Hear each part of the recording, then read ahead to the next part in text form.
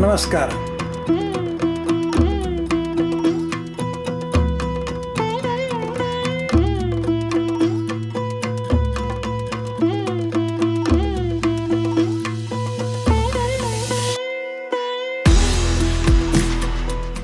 ગુજરાતી ભાષાને કંઈ થવાનું નથી એ હકીકત છે, કારણ કે એ રાજ્યની ભાષા છે.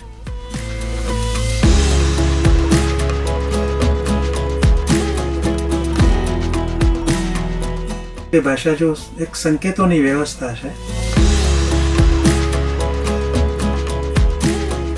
એ સંકેતો વચ્ચેના રિલેશનશિપનું યાદૃચ્છિક હોવું એ મને લાગે છે કે આપણા માનવજાત માટે બહુ મોટું વરદાન છે.